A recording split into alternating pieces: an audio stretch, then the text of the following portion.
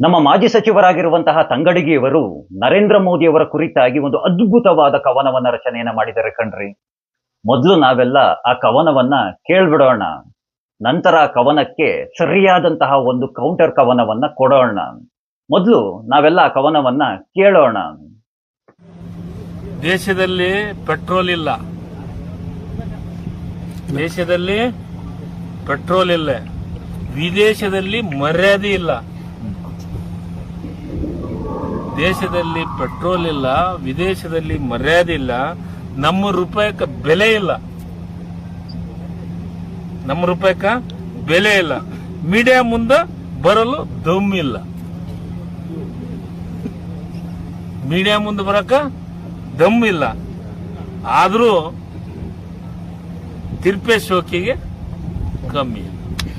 ಈ ಬಿಜೆಪಿ ಸರ್ಕಾರ ಶಾರ್ಟೇಜ್ ಆಗಿದೆ ಅಂತ ಸರ್ಕಾರನೇ ಹೇಳಿ. ಏನಣ್ಣ ನೀವು ಇಷ್ಟು ಅದ್ಭುತವಾಗಿ ಕವನವನ್ನ ರಚನೆಯನ್ನ ಮಾಡಿದೀರಾ?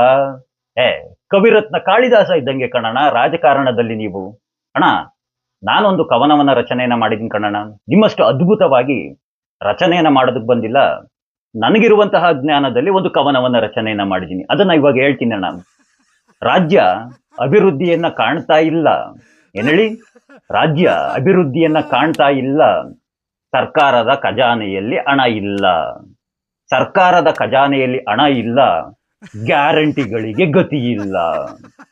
ಗ್ಯಾರಂಟಿಗಳಿಗೆ ಗತಿ ಇಲ್ಲ. ಆದರೂ ನಾವು ತುಷ್ಟೀಕರಣವನ್ನ ಮಾಡೋದನ್ನ ಬಿಡೋದಿಲ್ಲ. ನಾವು ತುಷ್ಟೀಕರಣವನ್ನ ಮಾಡೋದನ್ನ ಬಿಡೋದಿಲ್ಲ. ನಮ್ಮ ಭ್ರಷ್ಟಾಚಾರದ ಮುಖವನ್ನ ತೋರಿಸುವ ಯೋಗ್ಯತೆ ಇಲ್ಲ. ಭ್ರಷ್ಟಾಚಾರದ ಮುಖವನ್ನ ತೋರಿಸುವ ಯೋಗ್ಯತೆ ಇಲ್ಲ. ಆದರೂ ಕಾಂಗ್ರೆಸ್ ನಾಯಕರು ಸುಳ್ಳಿನ ಶೋಕಿಗೇನು ಕಮ್ಮಿ ಇಲ್ಲ. ಕಾಂಗ್ರೆಸ್ ನಾಯಕರ ಸುಳ್ಳಿನ ಶೋಕಿಗೇನು ಕಮ್ಮಿ ಇಲ್ಲ. ಮತ್ತೆ ನಿಮಗೆ ಸಚಿವ ಸ್ಥಾನ ದೊರೆಯೋದಿಲ್ಲ. ಮತ್ತೆ ನಿಮಗೆ ಸಚಿವ ಸ್ಥಾನ ದೊರೆಯೋದಿಲ್ಲ. ನಿಮ್ಮ ಕ್ಷೇತ್ರದ ಜನರೇನು ದಡ್ಡರಲ್ಲ. ನಿಮ್ಮ ಕ್ಷೇತ್ರದ ಜನರೇನು ದಡ್ಡರಲ್ಲ. ನಿಮ್ಮ ಪಕ್ಷ ಮತ್ತೆ ಅಧಿಕಾರಕ್ಕೆ ಬರೋದಿಲ್ಲ.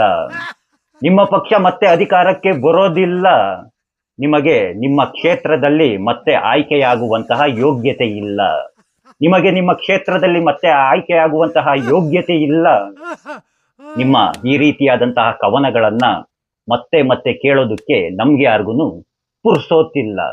ಏನ್ರಿ ನೀವು ರಾಜಕಾರಣಿಗಳಾಗಿ ಕವನವನ್ನ ರಚನೆಯನ್ನ ಮಾಡ್ಕೊಂಡು ಕತೆಗಳನ್ನ ಬರ್ಕೊಂಡು ಕ್ಷೇತ್ರದ ಅಭಿವೃದ್ಧಿಯ ಬಗ್ಗೆ ಯೋಚನೆಯನ್ನ ಮಾಡದಲ್ಲೇನೆ ನರೇಂದ್ರ ಮೋದಿ ನರೇಂದ್ರ ಮೋದಿ ಯಾವಾಗ್ಲೂ ನರೇಂದ್ರ ಮೋದಿ ನರೇಂದ್ರ ಮೋದಿ ನರೇಂದ್ರ ಮೋದಿ ಕಾಂಗ್ರೆಸ್ ನಾಯಕರುಗಳು. ಅದು ಬಿಟ್ರೆ ಏನು ಗೊತ್ತಿಲ್ವಾ ನಿಮ್ಗೆ? ನರೇಂದ್ರ ಮೋದಿಯವರ ಗತ್ತು ಇಡೀ ಪ್ರಪಂಚಕ್ಕೆ ಗೊತ್ತು. ಏನ್ ಹೇಳಿ? ನರೇಂದ್ರ ಮೋದಿಯವರ ಗತ್ತು ಇಡೀ ಪ್ರಪಂಚಕ್ಕೆ ಗೊತ್ತು. ಹಾಗಾಗೇನೆ ನರೇಂದ್ರ ಮೋದಿಯವರಿಂದಲೇ ನಿಮಗೆ ಯಾವಾಗ್ಲೂ ಆಪತ್ತು ಆಪತ್ತು ಆಪತ್ತು. ಏನೋ ಇದೇ ರೀತಿಯಾಗಿ ಕವನಗಳನ್ನ ರಚನೆಯನ್ನ ಮಾಡ್ಕೊಂಡು ಕೂತಿರಿ. ಸುಮ್ಮನೆ ರಾಜಕಾರಣವನ್ನ ಬಿಟ್ಬಿಟ್ಟು ಅಲ್ಲಿ ಯಾವ್ದಾದ್ರು ಫಿಲಿಂ ಇಂಡಸ್ಟ್ರಿಗೆ ಹೋಗ್ಬಿಡಿ. ಫಿಲಿಂ ಇಂಡಸ್ಟ್ರಿಗೆ ಹೋದ್ರೆ ಒಳ್ಳೆ ಅದ್ಭುತವಾಗಿ ಕವನವನ್ನ ರಚನೆಯನ್ನ ಮಾಡ್ತೀರಾ? ಏನೋ ಕವನವನ್ನ ನೀವೇ ರಚನೆಯನ್ನ ಮಾಡಿದ್ರು, ಇಲ್ಲಿ ಯಾರು ಬರ್ಕೊಟ್ರು ಅಕ್ಕಪಕ್ಕದಲ್ಲಿರೋರು ಯಾರಿಗ್ ಗೊತ್ತು? ಏನೋ ಮಾಜಿ ಸಚಿವರು ಮುಂದೆ ರಾಜಕಾರಣದಲ್ಲಿ ಒಳ್ಳೆ ಭವಿಷ್ಯವಾದ ಕನಸನ್ನ ಕಾಣ್ತಾ ಇರುವಂತವರು ಕನಸನ್ನ ಕಾಣಿ. ಇದೇ ರೀತಿಯಾಗಿ ಕತೆ ಕವನಗಳನ್ನ ಪಾರ್ಟ್ ಟೈಮ್ ಜಾಬ್ ಆಗಿ ಆಯ್ಕೆಯಾಗಿ ಮಾಡ್ಕೊಳ್ಳಿ ಅಂತ ಹೇಳ್ತಾ, ಹೇಗಿತ್ತು ನನ್ನ ಕವನ? ಚೆನ್ನಾಗಿತ್ತು ಅಂತಂದ್ರೆ ಸಬ್ಸ್ಕ್ರೈಬ್ ಆಗಿ, ಚೆನ್ನಾಗಿಲ್ಲ ಅಂತಂದ್ರೆ ಕಾಮೆಂಟ್ ಅಲ್ಲಿ ಬೈದ್ಬಿಟ್ಟು ನಿಮ್ಮನ್ನ ನೀವು ಸಮರ್ಥನೆಯನ್ನ ಮಾಡ್ಕೊಳ್ಳಿ ಅಂತ ಹೇಳ್ತಾ ಇನ್ನೊಂದು ಮಾತನ್ನ ಹೇಳ್ಬೇಕು. ನನ್ನ ಕೆಳಗಡೆ ಕಾಮೆಂಟ್ಸ್ಗಳಿಗೆ ಕೆಟ್ಟ ಕೆಟ್ಟದಾಗಿ ಕಾಮೆಂಟ್ಸ್ ಮಾಡೋರ್ಗೆ ತಲೆಯಲ್ಲಿ ಬುದ್ಧಿ ಇಲ್ಲ ಅಂತ ಹೇಳ್ತಾ, ಆ ಕೃಷ್ಣ ನಿಮ್ಮೆಲ್ಲರಿಗೂ ಒಳ್ಳೇದನ್ನ ಮಾಡ್ಲಿ. ಎಲ್ರಿಗೂ ಧನ್ಯವಾದಗಳು.